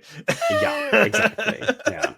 So let's resume practice. Let's get her less prissy. Let's let her find a passion in this performance. And she is working this bow so hard that it starts to smoke. And then we light the fucking cello on fire. And then we just go to town on each other. Every time we cut back to, because we're almost doing like a reverse shot with him at the piano and her playing the cello. And every time, like, there's another strand of her hair that's like loosed itself from its binding. Wild. I actually like, it's so cartoonish. Like, this feels like a Looney Tunes segment almost. And I do wish there were more moments like this in the film, because I think I think you can feel George Miller having the most fun in these kinds of sequences. Yeah. Like, this is a good time, and the audience is firmly on board with this. I mean, I'm not going to lie, this does also feel very familiar in terms of slightly sexually repressed woman gets seduced by the dark side in whatever form it may take, and then all of a sudden the hair is down, it is big, it's curly, we're dressing a little bit more slutty, and like I'm thinking of Sigourney Weaver's character in Ghostbusters. Oh, honestly, that might be the same wig the Susan. Oh, I'm sorry. Maybe Cher lent it to Sigourney Weaver, and then she lent it to Susan Sarandon. 6 degrees of wigginess. Yes. Well, I was just surprised when Cher said it was Susan Sarandon said it was Cher's wig, because I was like, but that's a red-headed wig. Like the color, does not work. It doesn't fit. I don't know. Maybe they dyed it. I don't know. Can you dye wigs? I don't know. Yes, absolutely. Yeah. Okay. Yeah. I guess it's real hair. So. Yeah, I do want to say I love the idea that we have 3 different women and it's a blonde, a brunette, and a redhead, because it's so obvious when you think about it, but it's also just a nice encapsulation of we're just cherry picking from like the regular types of ladies. Would we call Cher's hair brunette or black? I mean black, but if you're looking it's at a stand-in. Yeah, for sure. It's a stand-in for I got it. Because I also think like there are parts where Susan Sarandon's hair doesn't look red, and then it looks more red when she becomes bigger seduced. It gets. Yeah. The brunette becomes the redhead. Honestly, that's what I thought. I was like, was her hair red at the beginning of this? Yeah, you know what? Good point. I like that. We'll go. It's magic. Okay, so we have seduced 2 out of the 3 women. So after dropping off her dozens and dozens of children with Alex's daughter, she and Suki bike over to Daryl's house, and this is an opportunity for Alex to talk about, I didn't really expect to fuck this guy, but it was kind of amazing, so I'm gonna introduce you to him, you're gonna love him. And when we arrive, Jane, in her full sexually blossomedness, is already waiting for them. So she's got the big hair, she's in a fucking bikini, just hanging out in the chaise lounge. Yeah. Like, I will say this is my least favorite character development of the film, because I mean, you mentioned there's animosity that grows between the women, but like it is mostly in this scene with Susan Sarandon. Like I don't like that the movie does this, and I'm not picking up on satire in these moments. It definitely feels like women who become interested in the same man will automatically turn against each other. And it's a very familiar storyline that we've seen a bunch. And I don't know if this would have played better in 1987. Like, would it have felt a bit more fresh? Because we haven't seen countless stories of women who are just like, oh, we used to be friends, but then this man came between us and I choose the man over you. But I don't think, do you get, it's extreme with Jane for me, but I don't think you really get that from Alex at this point. It's tricky. I think we're getting it a little bit, like when she defends her outfit, because Jane definitely says like, oh, did you come to fix the plumbing? And Alex is like, no, did you it is gently catty. I guess because Jane's ire right now is against Michelle Pfeiffer, because Daryl starts showing interest in Suki more so than the other two. Alex's kind of like acidic barbs towards Jane is more like, you're being a bitch, shut up, like stop. I don't get like, oh my god, like Daryl's more into you than me, like I'm mad. I don't get that from her. I do get that from Jane. Okay, I do get it from Alex, but it's a Hmm. bit more understated. I think Jane's is very Mm, much on the surface, and Jane will yeah. continue to be the sort of most invested in being with Daryl for the rest of the film. Yeah. To the point where she's happy to get pregnant. Well, I mean, that was part of her storyline, right? Like her husband divorced her in Yeah. part because she couldn't get pregnant. Yeah. Oh, I guess that makes sense. Yeah. Well, yeah. Yeah. I will say there's a line later on. I can't remember exactly where it is. I removed it from my notes for time, but now I'm going to bring it back just because you raised Alex. There's a line where Alex says, well, I mean, I get it with you, Jane, because you don't have a husband or children that you need to look after. And I was just like, that is the meanest fucking thing that you could Oh, say to Jane. yeah. I think I missed that line because yeah, It's that's a not harsh cool. dig. Yeah. Yeah. No. Yeah. Okay, let's play tennis. I'm just going to say there's lots of silly floating ball action. This feels like the women starting to understand that they do have some power, but I think also they don't understand that they're always the ones doing it. I think they mostly think that it's Daryl's Daryl doing bringing it. it out. But I do like the evolution because I feel like again, like any conflict they had walking into this tennis match is kind of Hmm. mostly gone by the time they leave it. So I Yeah, do like the tennis scene as a stand-in for a sex scene or an orgy, yeah, I guess, for lack of a better term. But like correct. I like that you can see them move out of like hostility and into like, oh no, we're Hmm. just having fun. It's like when Suki bumps the tennis ball with her butt. I'm With like, her oh, butt. Yeah, that's fun. yeah. Yeah, because I think they realize that when we have a good time, our magic also operates differently, which is something that will come into Right. play a little bit later when we do the laughing, levitating kind of bit. Well, I guess that's which, by the way, when did the laughing like where did they learn that? That never came up earlier in the movie, did it? No. But I guess it's the thing is, yeah. So right now they think they need Daryl to have the powers as strong as they are, and the Yeah. whole point is we're leaning into, oh no, we just need us to have Yeah. this power. Yeah. Yeah. Yeah. Which is interesting. Like, I think it's a pretty obvious message to impart on a female audience, but also it's something that the film doesn't actually address very No. explicitly. Like, there's never this moment where they say, we don't need him. We can do this ourselves. It's more like when we're together, things happen. And there's two ways of looking at this. You can look at that as, wow, that's kind of lazy. Like, why wouldn't you highlight that? Or Hmm. the film is trusting its audience to pick up on that message. Exactly. Yeah. And I Yeah. like to think it's the latter, I would but like to. I mean, yeah. again, because I like everyone involved with this movie, so Hmm. I would hope Well. that's the case, but you never know.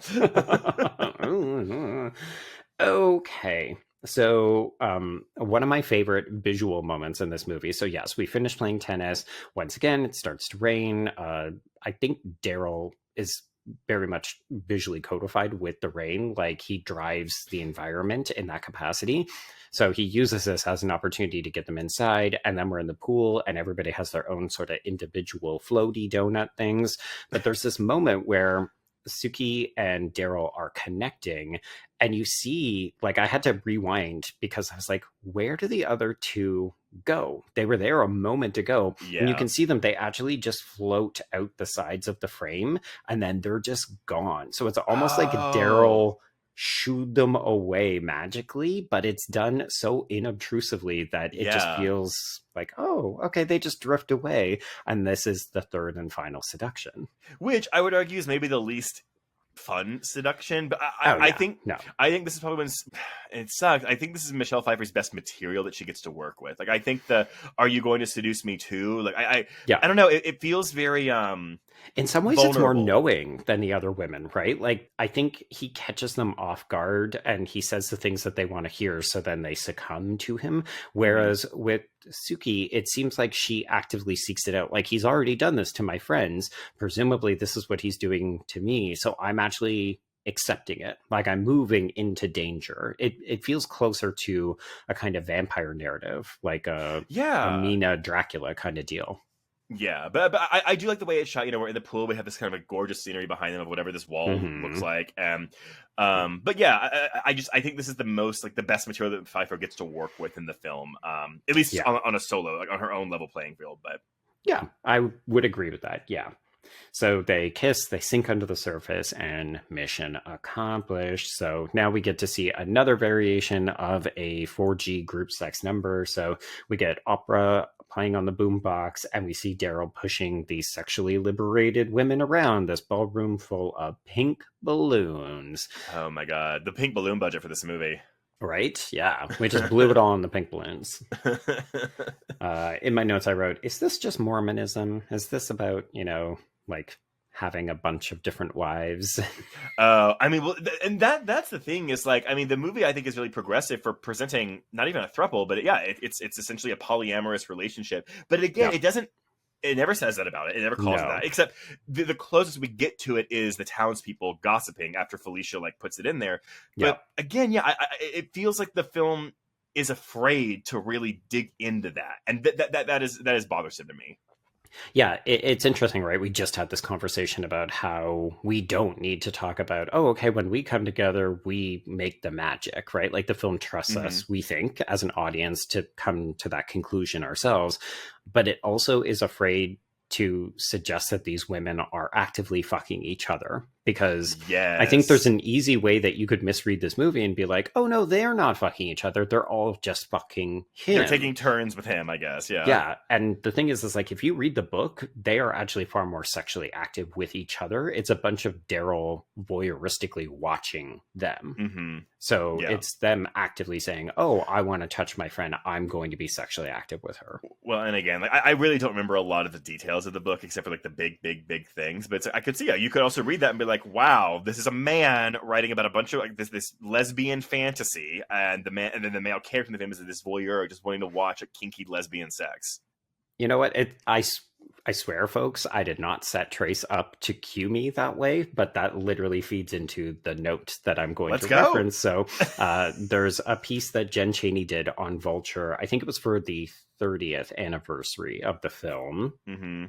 Yes. Yeah. Those numbers work. Okay. 2017. That's 30 there years. There we go. Nailed it. So the piece is called The Witches of Eastwick is a fascinating movie to watch post-Weinstein, which unfortunately is not a title that has aged well because we are not post-Weinstein at all. Yeah. But Chaney says, by the time the movie shows them all lounging around Daryl's mansion, the women's hair all wilded out, their bodies draped in lingerie, and their lips sucking cherry after cherry right off the stem, it seems pretty apparent that this is pure male fantasy, right down to the part where the women are only emboldened after landing in a brutish man's orbit. But it's so over the top, though, it can also be viewed as a satire of such fantasies, which makes it hard to take the misogyny inherent in this tableau seriously. And I really like that, right? Yeah, no, I think it's almost a thing where like both things can be true. Yes. It's one of the few texts where it's like, wow, really depending on where you're coming from, like when you're watching this film, like you can have two wildly different reads of this. And absolutely. Yeah. Yeah, I do think that's really fascinating. Even when it comes to the male gaze, I mean, none of these women are nude in this movie. We don't get any nudity from these actresses, which I'm sure is a nudity clause thing. But even still, it's like, I mean, yeah, they're shot sexily, but I don't. It is literally the male gaze, but I don't feel like the camera's lecherous. Like, but again, that's my viewpoint coming into this movie. Yeah, I think I would agree with you. I mean, they definitely begin to dress more provocatively. Yeah. Like it's a lot of bare midriffs and halter tops, but I read that as the movie's interpretation of these women finally feel sexy again. Yeah. Yeah. And they're trying to express that outwardly, and they're less afraid of their sexuality, which I, as someone who appreciates women owning their sexuality and having agency, I was just like, no, this is empowering. I like it, because I think there's a negative reading of this where it's like, oh, well, now they're acting and dressing like sluts. And they get called as such. There's the scene where Jane is literally slut shamed by the other women in Eastwick. And, we learn that, Sookie's daughter apparently gets told by somebody, oh, well, your mom is a D word now. Oh, yeah. Which that's the closest mention of queerness in this film that we will get, by the way. It is. Yeah. But I guess I think that there's that flip reading of it, right? Where you say, oh, okay, well, I read this as a bit of a condemnation of the small-minded people of Eastwick who are extremely repressive in their values. Like, think about Walter's reading at that school assembly, right? Where he's all about American values, family values. Yeah. And you're just like, oh, okay, this is, of course, the wrong place for sexually liberated women to be because they're all going to be very conservative. Yeah. So I like that. I mean, again, I like being able to say, well, this is where it's bad or wrong.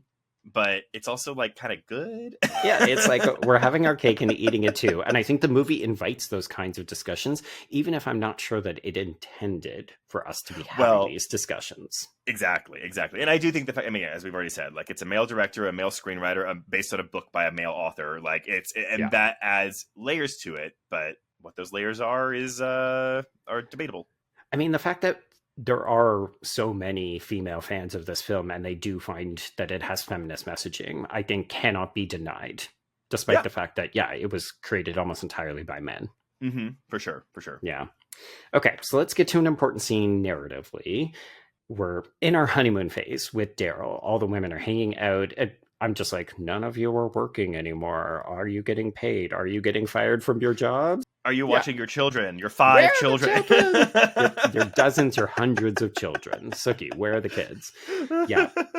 But he is videotaping them, Trace. So he asks each woman what her worst fear is. So Jane is afraid of growing old, Alex is afraid of snakes, and Sookie is afraid of pain. And I'm just going to say the craft called because we lifted this whole fucking sale for a movie 9 years later. 100%. The snakes thing too. I was like, wow. I do wish these fears were a bit more better. Interesting. Yeah, kind of like.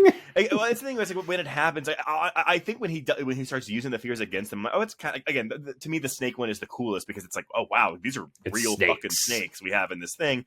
Yeah. But yeah, I feel like Jane's and Sookie's, because I think you could also argue that a woman fearing getting older, while absolutely valid, is also kind of tropey. Mm-hmm. Yeah.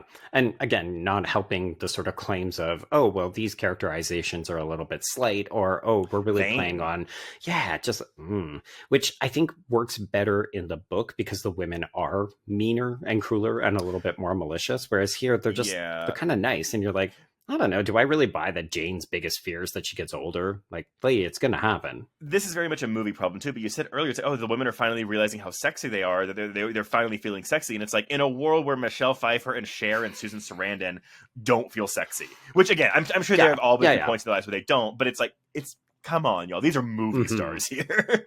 And honestly, at this point in the film, the hair is so blown out and they are dressing so beautifully. Like, these women are so fucking gorgeous in this movie. Like, it's really nice. I mean, we will get that shot later where they're all like when they're about to seduce Daryl and like where they're all in the bed. Oh my god! And like Susan Sarandon is like basically like gyrating on the bedpost. I was like, this is hot. It is hot. It is hot. Yes, absolutely. Okay, so this is where the wheels sort of fall off, and we discover that the town is gossiping about them. Felicia has asked her husband to write this very mean-spirited editorial in the newspaper. I do want to say the funniest, maybe unintentional line for me is when Jane is getting read the slut shamey act in the store, and as she leaves, you just hear somebody on ADR say, "She's not wearing a bra." Tramp. Oh no, a woman not wearing a bra. But I think though, because this is 1987, so we're almost 40 years removed from this film, but it's also like a small town New England of 1987. So like I totally buy all these very conservative values that this town has. Oh, absolutely. I just think like, in the grand scheme of things, like the big issue. It's not the fact that these women are literally engaging in a polyamorous affair, 3 women and 1 man in the mansion up on the hill. It's she's not wearing a bra. I really would have appreciated an 80-yard line of like, where are her kids? Like, honestly, like, that would have been great. She's a bad mother. Yeah, because to me, that's the biggest crime these women do in this movie is that they ignore their children. Oh my god, Sookie has hundreds and hundreds of kids. She's got another one on the way. Oh my god. Yeah. Okay. So Sookie does confront Clyde at the office about this. He admits that he seems almost apologetic about it. Like, I really needed to do something because my wife is having a meltdown about this. So I feel bad, but I did it. So the women decide, okay, maybe we need to cool things off. So at dinner, we've got them discussing, okay, maybe we should take a breather and not see each other for a little bit just to let the rumor mill die down. Right. And Daryl, this is where we really start to see the shift in his behavior, right? His plans are being threatened. So he says, no, we're a family and I don't want that to end. So let's eat cherries. Okay. So I feel like this is one of the first scenes I ever saw from this movie. And if you know anything about this movie, it is this scene. And I used to have a real problem watching people vomit on screen. So like this scene like is very disgusting to me. It's not even just the vomit coming out of Veronica Cartwright's mouth. It's that it coats the room they're in. And so like this shot where the lamp is just dripping with this viscous like stomach bile. It is the grossest thing. And granted, I should mention before this, Veronica Cartwright is having a blast, like feeling herself up. Like she is like just basically masturbating over her clothes in front of Clyde. And I mean, I was like, this must have been a real fun day to shoot. Oh my God.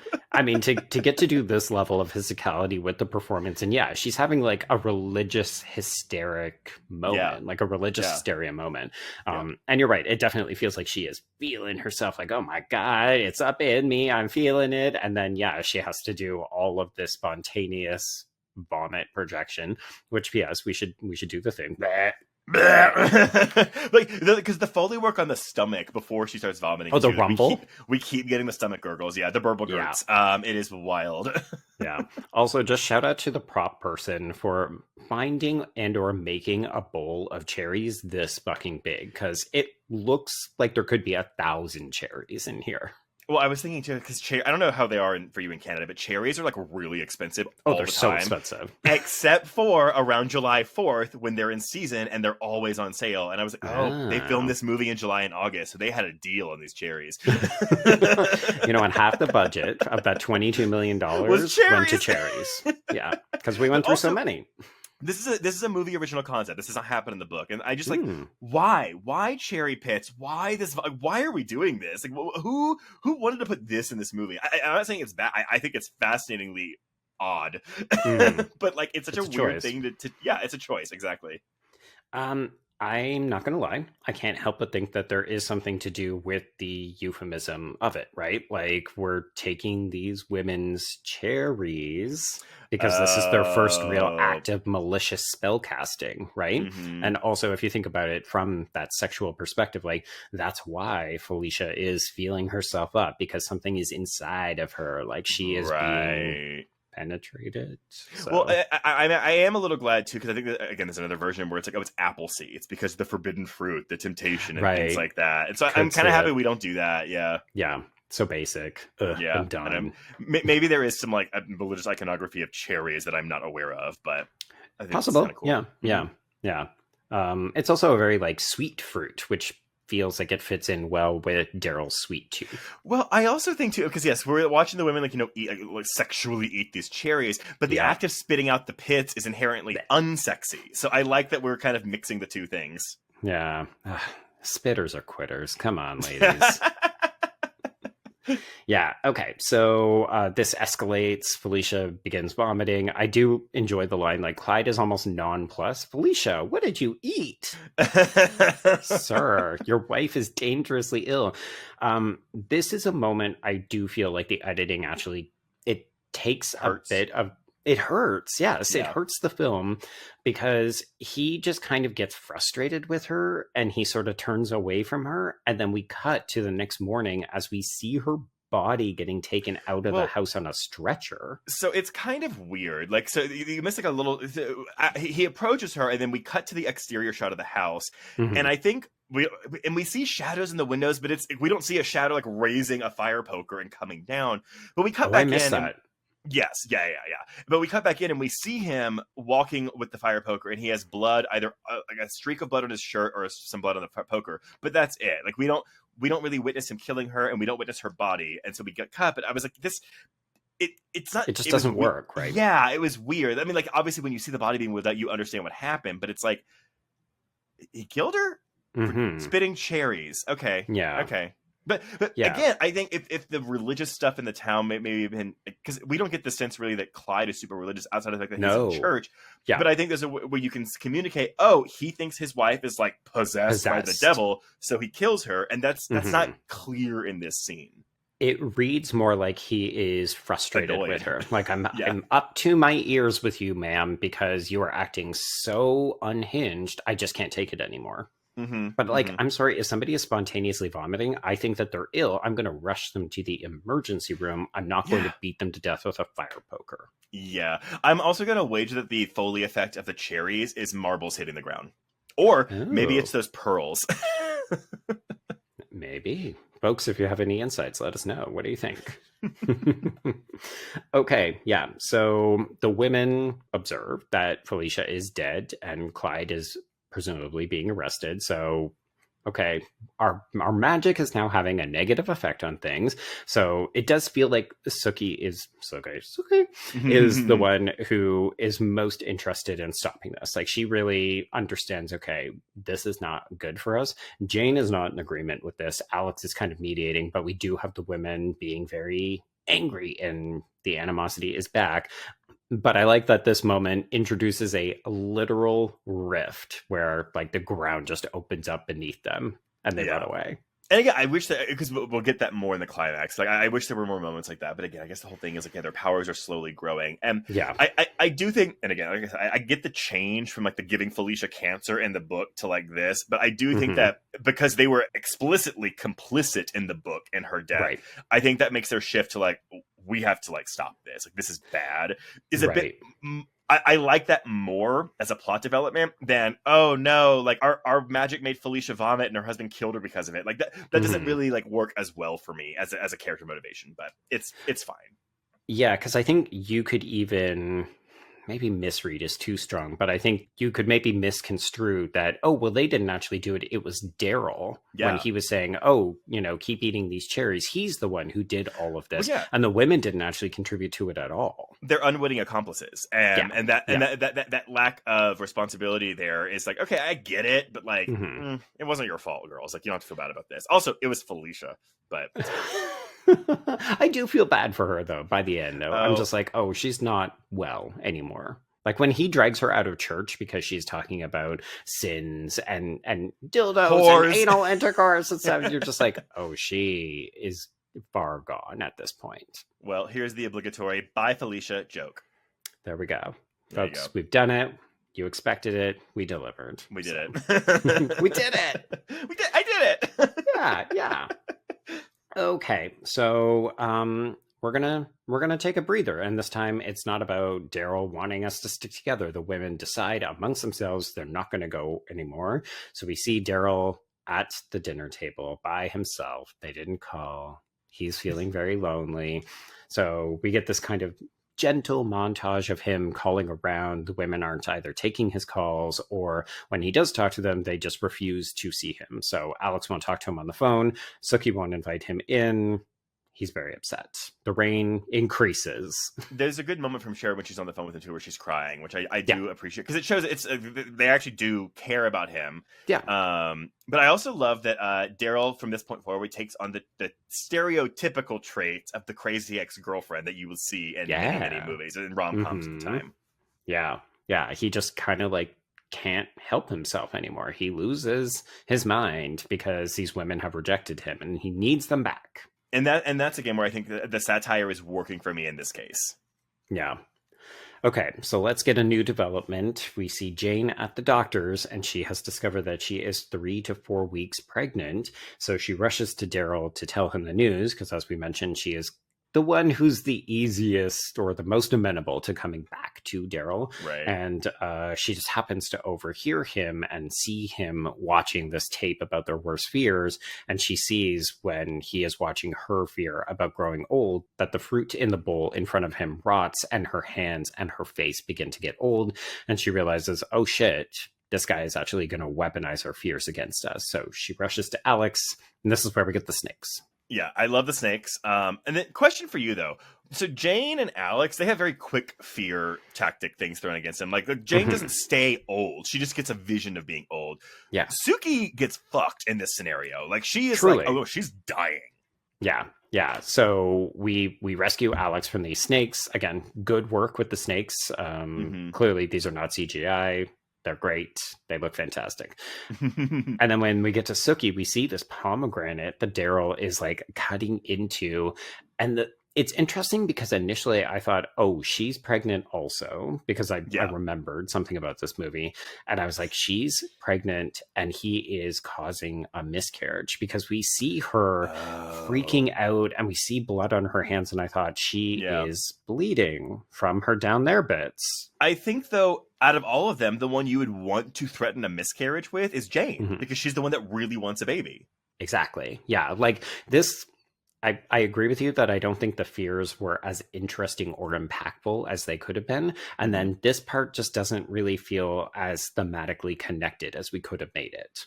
Yeah, the only reason I can think is because Suki is quote unquote the weakest of the three witches, and so it's the easiest to make her the victim in this scenario. But again, that to me is also like a screenwriting.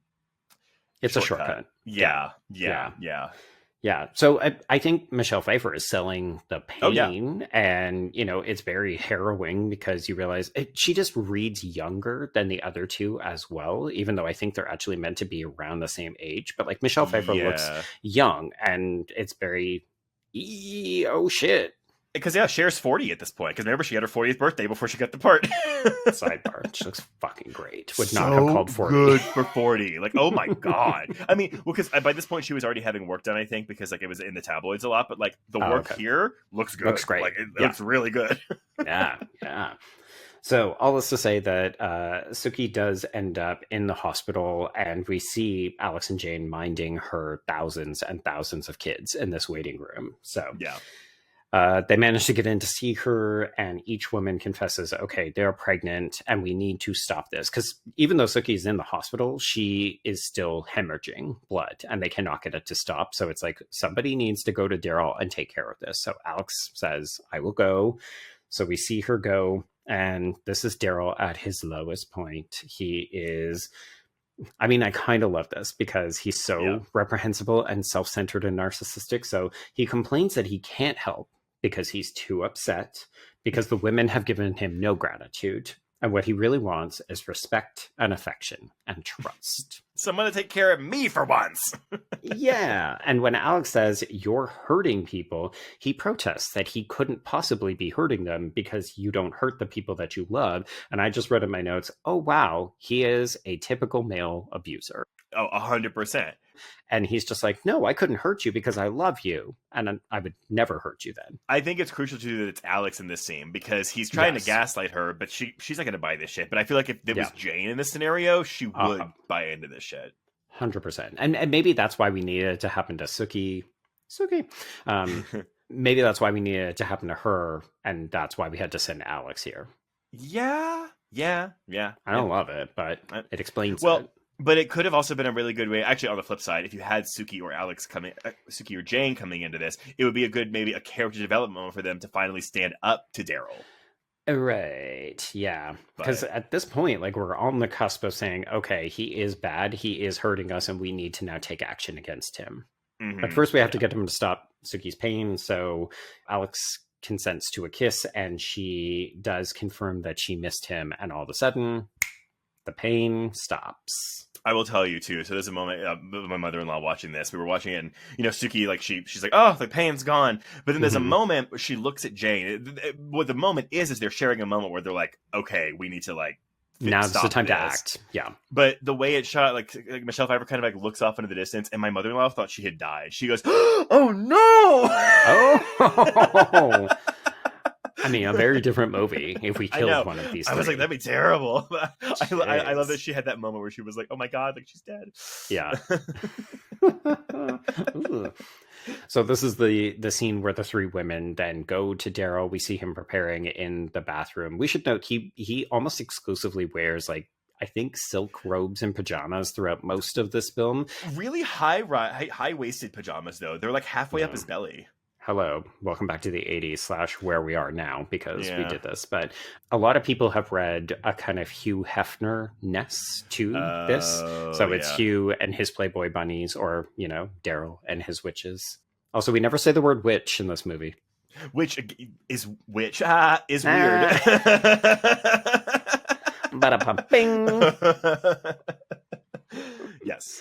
Okay, so yes, this is probably the most pinup that we will see the girls is when they're all waiting for him on the bed, and Oh my it is God. hot, but you're just like, oh, I kind of love that we know that this is a performance. I think this is great. This is like every male fantasy, and they're using it against him, which is great.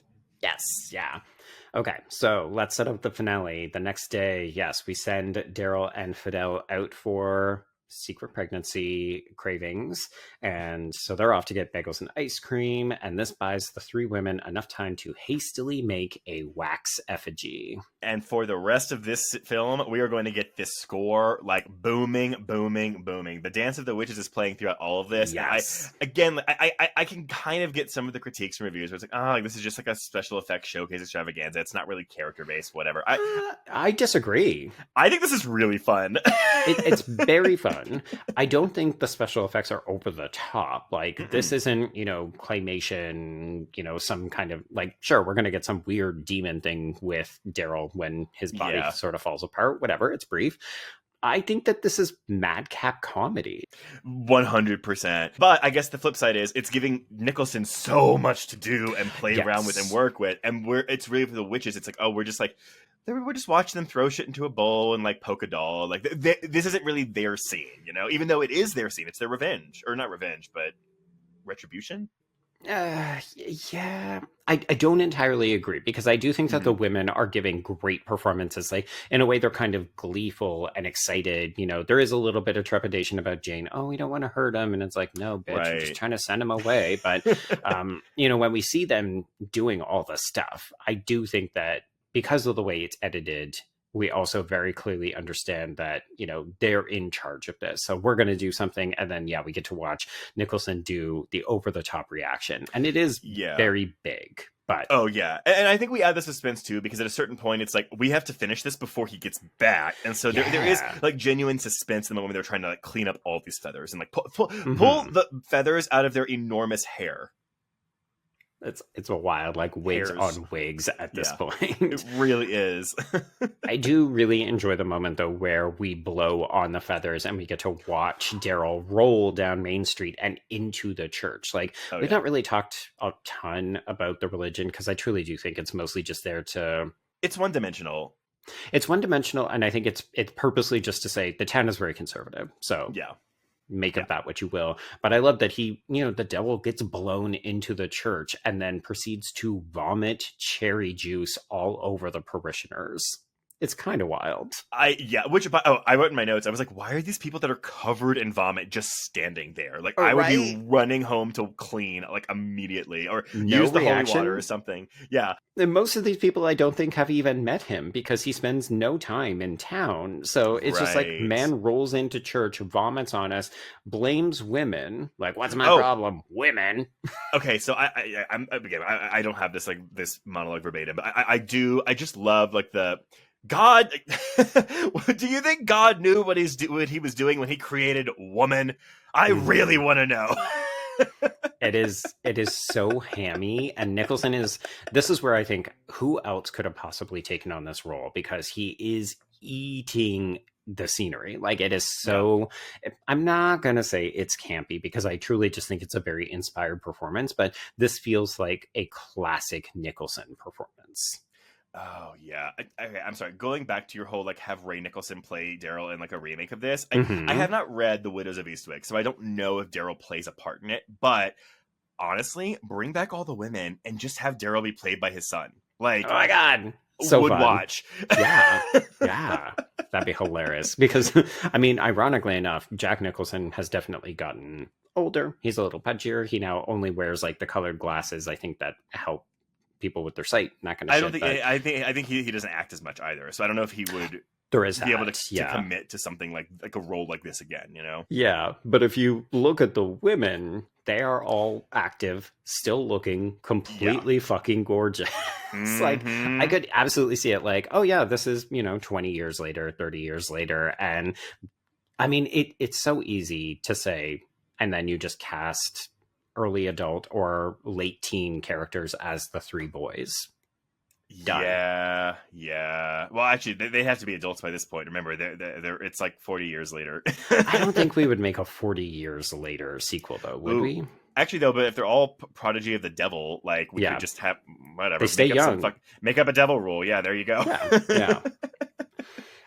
Okay. Do you have any other thoughts about the whole sort of action sequence? I do like the bit with the dog, because anytime you're going to do a comedy slapstick part and you've got, a dog gets into the mix, and then even just the effect of Jack Nicholson getting thrown through the windshield. Yeah. Oh, the It's whole good. car driving scene, and it's funny because this is like a anecdote that's not really related, but like it reminds me of the scene in Adam's Family Values whenever Oh, yes, that's another good comparison. when she's driving back to the thing, which is funny considering the actor that plays Lurch is Fidel in this movie. But yeah, no, I think this is all very fun. I love that the car is driving by itself, and then I mean, these women are just trying to brush up all these fucking feathers. Yeah, so it's hasty cleanup. I don't know who they think they're fooling, that he comes in and they're just like, darling, what's wrong? Like, we're there with a banana and a book, as though we've been doing nothing for the last 30 minutes. Oh, Cher holding the banana, actually, I thought was really funny.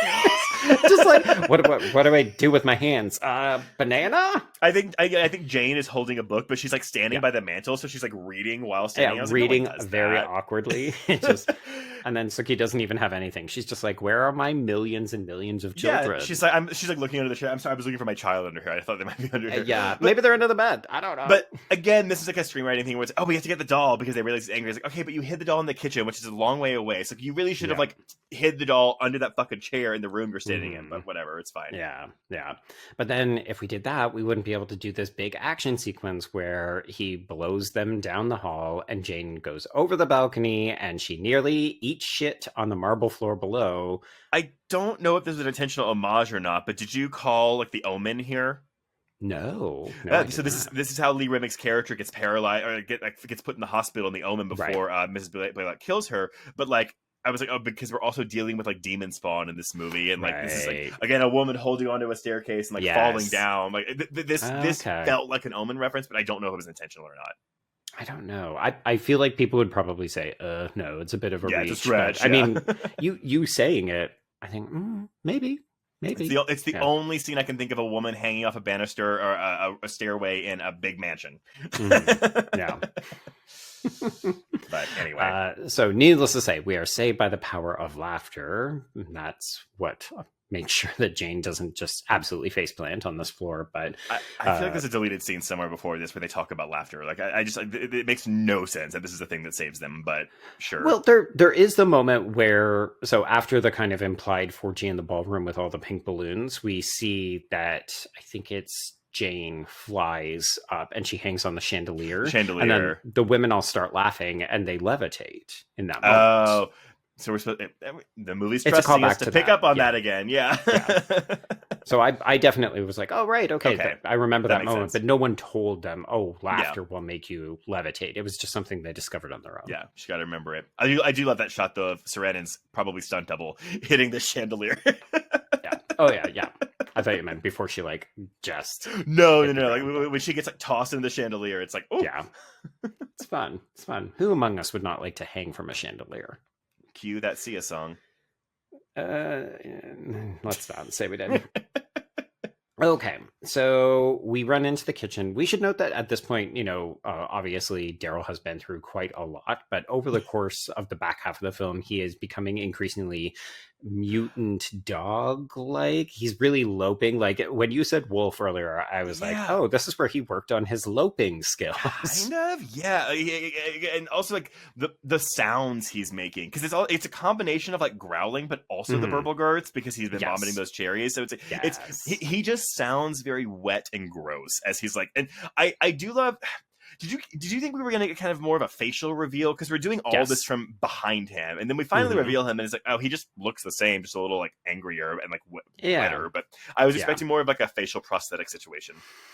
I could have seen it. I don't know if it was something maybe they wanted to go for subtle or they had other plans and they just couldn't execute it for one reason or another. But yeah, I also thought that we were trying to, because in some ways it fits the message of the film, right? Like they talked about how he's not the most handsome, he's doing all the right things, but now he's no longer doing all the right things. He's a terrible, abusive ex-partner.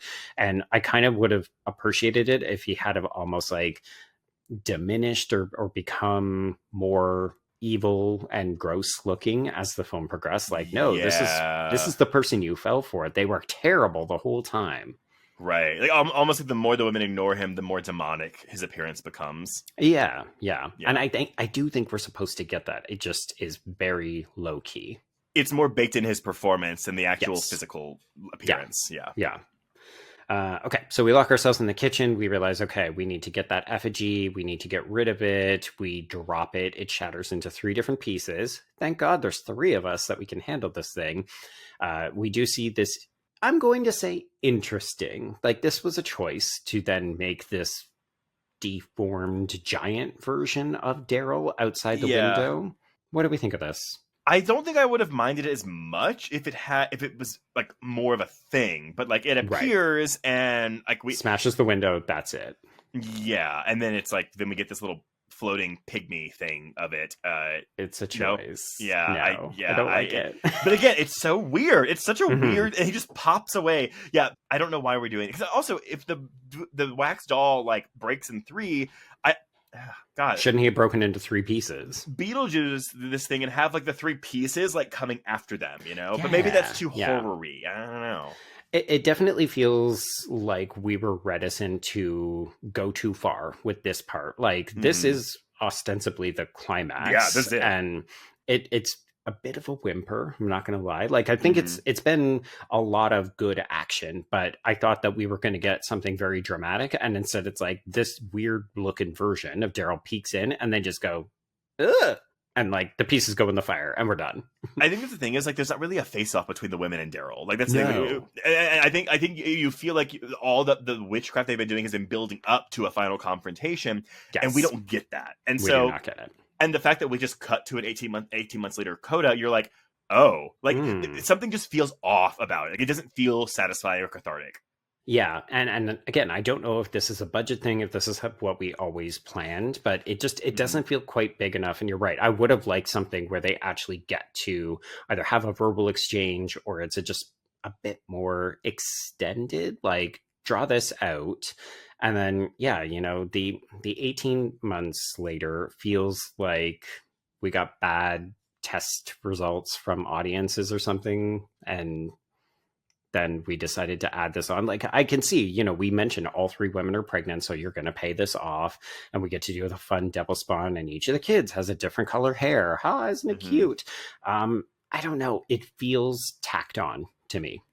Yes. Okay. So here's the thing, though. So let me tell you the book ending, so you can tell me because what they had to work with. I'm assuming. So okay.